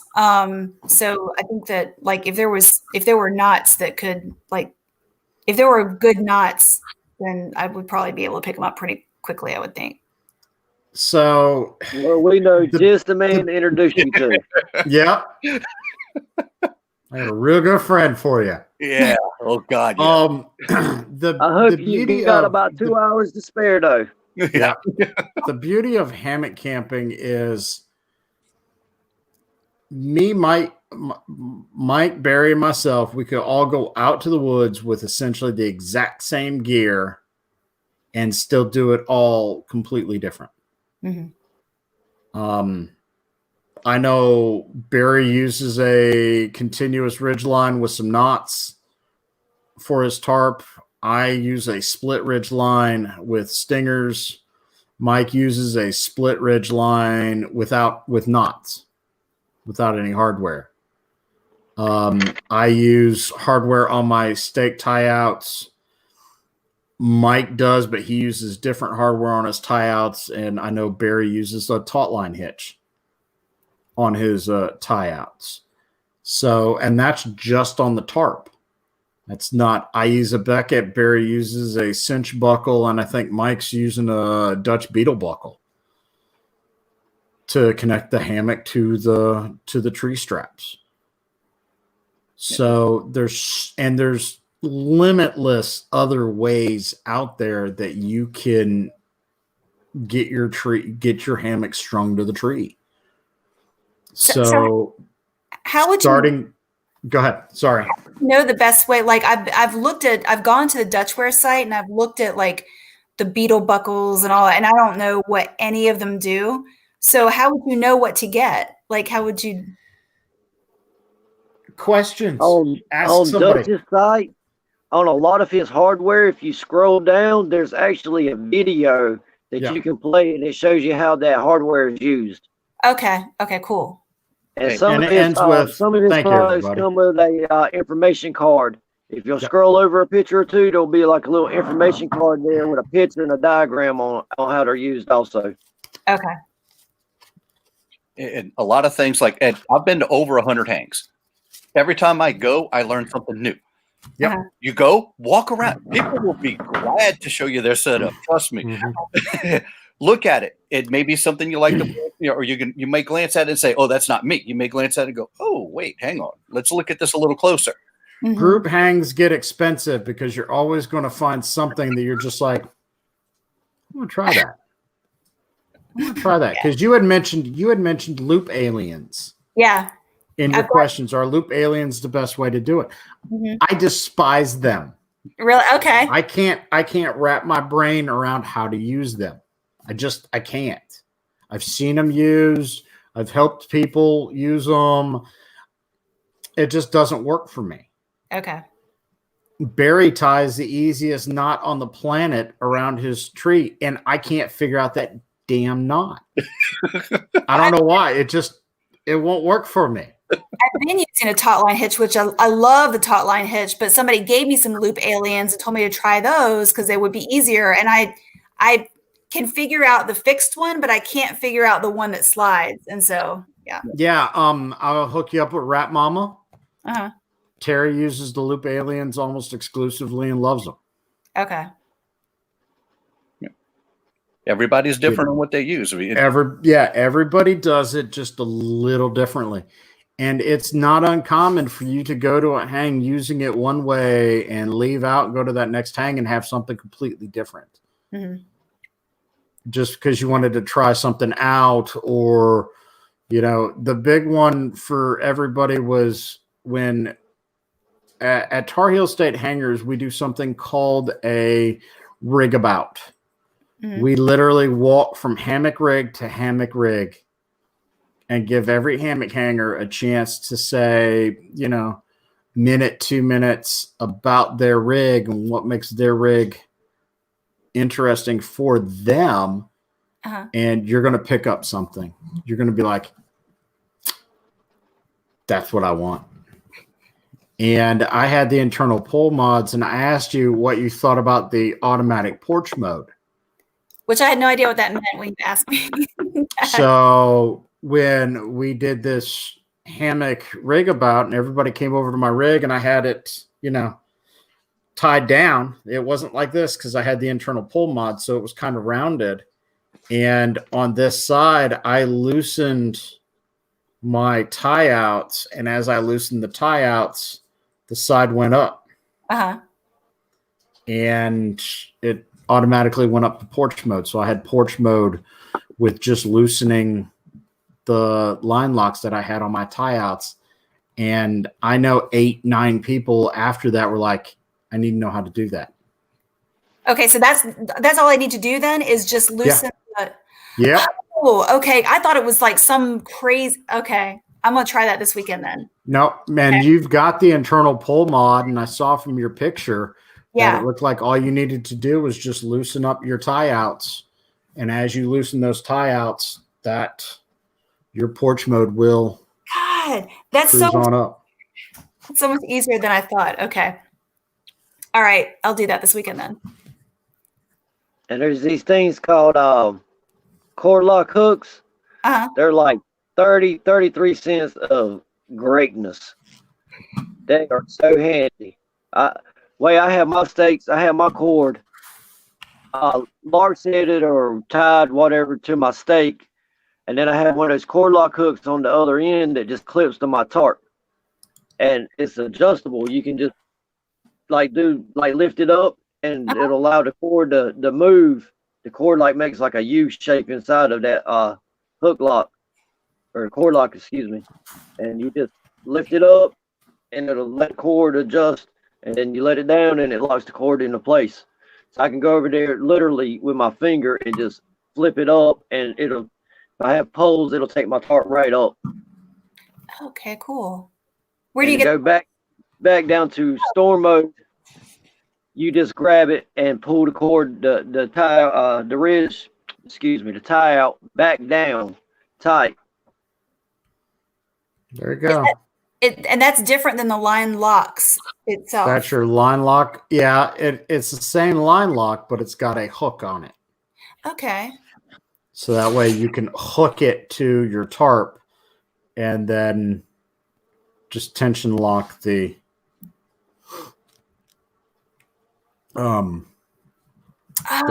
the stake guy outline. Okay, I see what you're saying. Oh, that's cool. Okay. And also using those whenever I get ready to pack up my tarp, I just go around the outside of my tarp, unclip them, and just drop my cords on the ground. And then when I get done, I know where my stakes are because I see bright green cord laying there on the ground. I just grab the cord, pull, and the stakes come up out of the ground. Yep. Okay. That's why I went with it, because I kept losing stakes. I still lose them. Is there a better way to like tie your guy lines onto your stake? I've been using a marlin spike hitch just because it was easy, but I wasn't sure if that was the best way to do that. Since my guy lines stay attached to my stakes, I've got them on it with a figure 8. Okay. The same way you tie a figure 8 if you were tying it onto your rappelling harness. Okay. Okay. Tie the figure 8 with the tail end, loop it through the stake, and then chase it back through the figure 8. Okay. Dad, if you wanted to get real fancy with it, you can splice. Thanks, them on Jeremy. there. I appreciate it. Can splice. What were you saying? Yeah. I said, if you want to get real fancy with it, you can splice your cordage onto your tent stake or your tie out stake. Like, what do you mean? Like, cut it and then like, what do you mean? Have you ever seen a continuous loop out of off the hammock? No. Okay.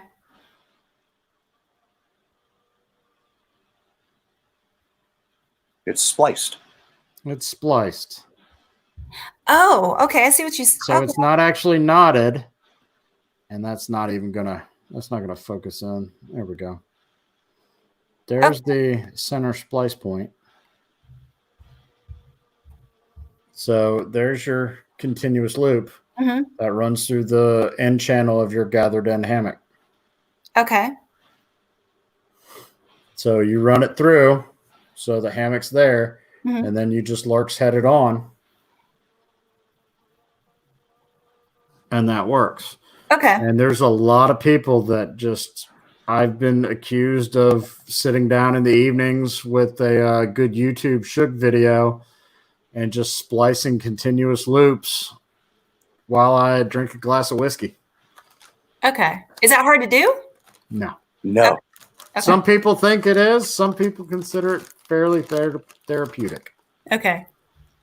Now, the smaller the diameter of the cordage, like your zinger for your ridge line, and that's probably more along the lines of what you would use for your stake tie-outs. It's a little harder to splice than the am steel is, just for the simple fact that it's smaller in diameter. Okay. But like, if I came to a hang, then somebody could show me how to do that? Yeah. Oh, yeah. Or a YouTube video. Okay. I learned off of a 35-second YouTube video. Okay. And it's another rabbit hole. Trust me. It is another rabbit hole. Yes. Yes. And John just brought up a good point for upgrades on guy lines. Make sure you use on your guy lines reflective line, and also for your stakes, your guy line going to your stakes. Put some self-tensioning lines on it, some shock cord. It gives you a cushion, a shock absorber for whenever the wind kicks up and it doesn't rip your tarp. Oh, okay. Okay. It was really windy last weekend. I was afraid that it stayed, but okay, that's a good idea. Yeah, if you're going to have a failure, you'd rather it be with your cordage or your stake itself than your tarp. It's easier to replace that cordage and cheaper to replace it than it is to replace a whole torn tarp. Yeah. Now, some tarps come with elastic on where you hook up the guy lines. Okay, so look at your tarp. I don't know your particular tarp. I don't know if it does or doesn't. So, some of them do. If not, you can always buy some 1/8 inch shot cord or 1/16 inch shot cord and tie a knot on it. Yeah, there's YouTube. You can get 10 foot of it for like $4. Yep. That's not bad. Also, it's if you find that you're setting up your hammock and then going back and adjusting it and then 5 hours later you're still adjusting it, you, ma'am, are a hammock camper. Because we like to fiddle with our rigs and make sure they're just perfect. Okay. And then when you get to the point where you climb in your hammock and you know it's completely hung wrong and you just say, forget it, I'm going to sleep anyway. Forget it, I'm going to sleep. Yeah. You know you've been seasoned pretty good. You're just, you know you're going to make it through the night. It's going to be all right. It ain't got to be exactly perfect. You had asked in one of your questions, which first? Do I set up the hammock or do I set up the tarp? Right. If it's a beautiful day in the neighborhood and I'm not rushed, I set up hammock, top quilt, under quilt, tarp, stake the tarp out, unhook the tarp from the stakes, and then put the tarp back into the snake skin. Okay. That's my process of elimination. All bets are off if it's raining. But if it's raining, then I have the luxury of being able to set up this 12-foot by 10-foot huge tarp, get under said large tarp, take a break, take a breather, and then go about setting up my hammock. Okay. So how do you know which does the ridge line for the tarp go above the hammock straps or below the hammock straps? Like, do I run that ridge line usually coming off is coming in a V. Okay. Because it goes around the tree and then it comes to meet where your tarp is. Right. You run the hammock strap through that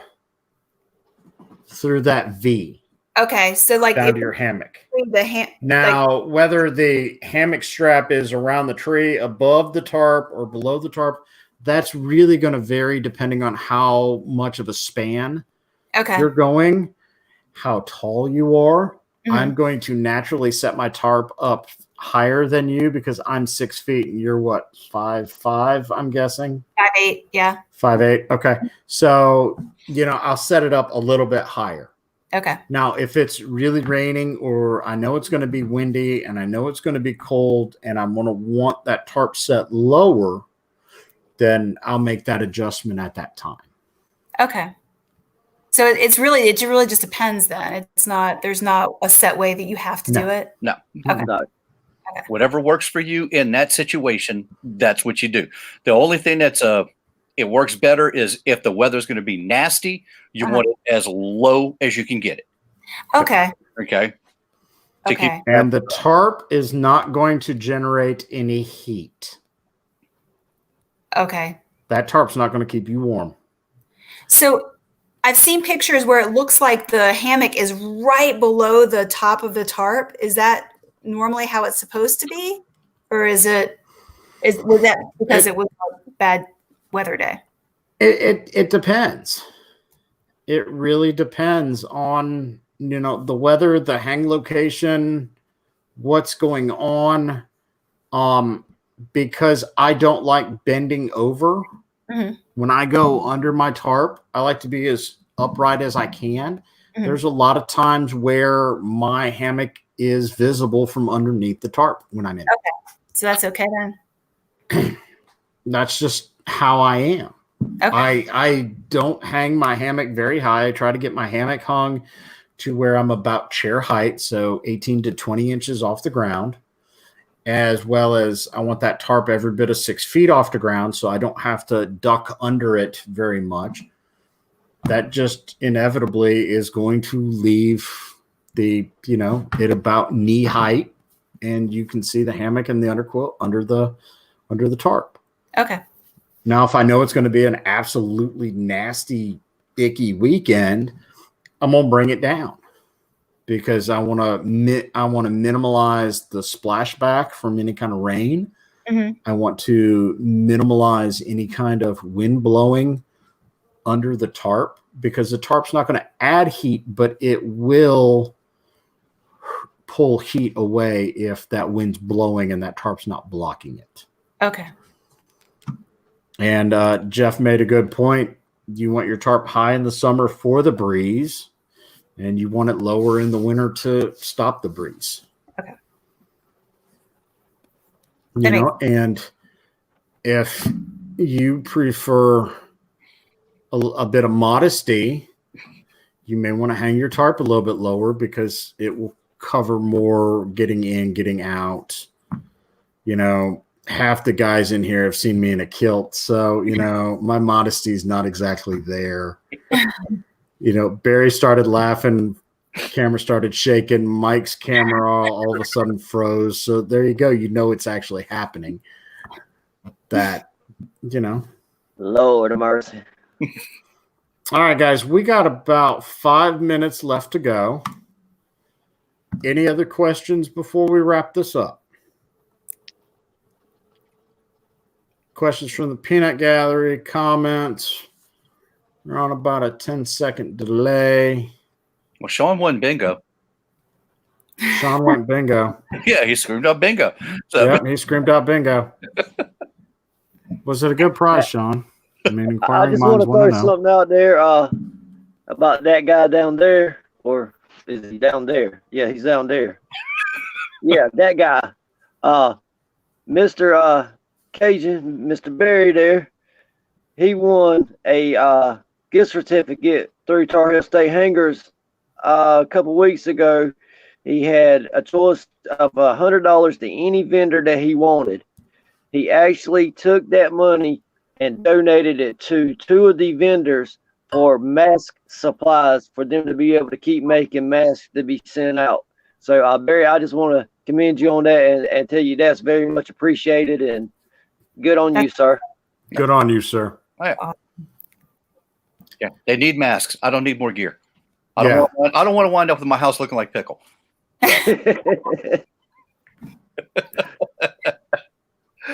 Yeah, I got enough gear. So, well, I think that you guys are extremely helpful to me, and hopefully to other like newer hammock campers. But yeah, you guys answered pretty much all my questions, and I know I know I'll have more. But please, and you know, don't be afraid. Feel like you can. I mean, we are here to help. We're here to help everybody. We do it all day long. If you don't want to ask in a general chat, shoot me a PM, shoot Mike a PM, start the question in the chat, and then when somebody responds, you know, take it to a PM. Okay. I've had it to where I've actually post your question. You can easily message one of us, and we'll post it on the wall and ask the question for you. Okay. Done that before too. I may have said it to you before. I say it to a lot of people. Ask the question. We'll either know the answer, know where to get the answer, and if we don't know it, we'll learn it together. Yep. Okay, good. Yep. And if I laugh at you, I laugh at you, but that's because at some point you're going to laugh at me. Promise. Trust me, he's got video of me falling out of stuff, so he laughs at me all the time. So yeah, I mean, we are truly a family. Yeah, you're going to catch grief from your family members. You're going to give grief to your family members. So you know, the hammock community truly is a family. And on that note, Gearheads, thanks for joining me. Let me throw these guys to the back into the bottom. I want to thank you guys for joining us tonight. I realize that right now we are in a stressful situation for everybody.